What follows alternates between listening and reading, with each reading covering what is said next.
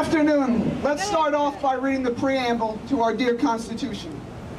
We, the people of the United States, in order to form a more perfect union, establish justice, ensure domestic tranquility, provide for the common defense, promote the general welfare, and secure the blessings of liberty to ourselves and our posterity, do ordain and establish this Constitution for the United States of America.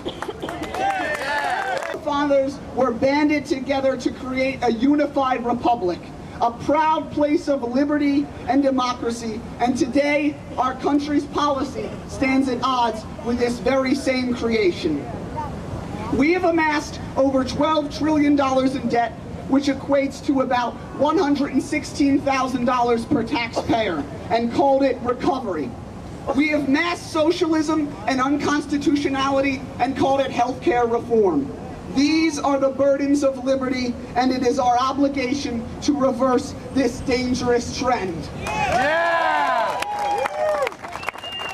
A year ago today, I never would have imagined that the Tea Party would become the face of the everyday American. That 4 out of every Tea Party patriot is either an independent or a Democrat is a reflection that anger over intrusive government is not a Republican belief or a Democratic ideal, but rather an American principle. Yeah!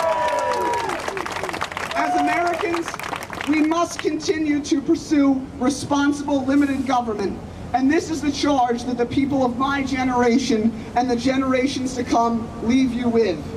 The scariest thing in the world is the thought that I will be faced with over $12 trillion of debt that I must work to pay off. The face of the American dream once shone brightly. Today, it is the nightmare of tax and burden. I started paying taxes at 15.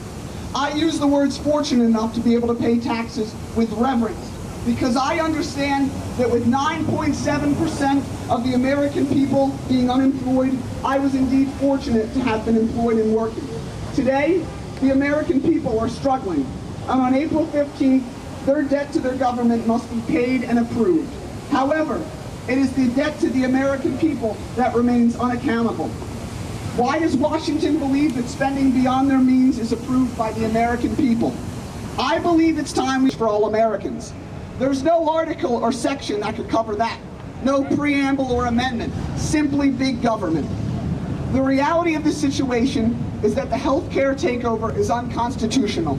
Our own legislators cannot back their votes with the Constitution, and they surely won't back it with the American people's support. I look around today and I see the faces of many Americans who are united in opposition to larger government. These are the faces of we the people who will take back our country.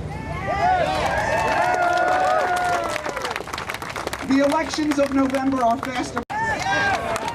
Get involved in your local community. Attend your local council meetings and hearings. Voice your concern over spending at school board meetings. This is democracy in action, and it's where the comeback of America will begin. Yeah! The president challenged his supporters to spread the message of healthcare takeover to the workplace and beyond. We must do the same. We have to talk to our friends, our neighbors, our co-workers, and spread the message of limited, responsive government. Together, we will make a difference, and together we will win. We must start in our local communities and bring the change to Washington.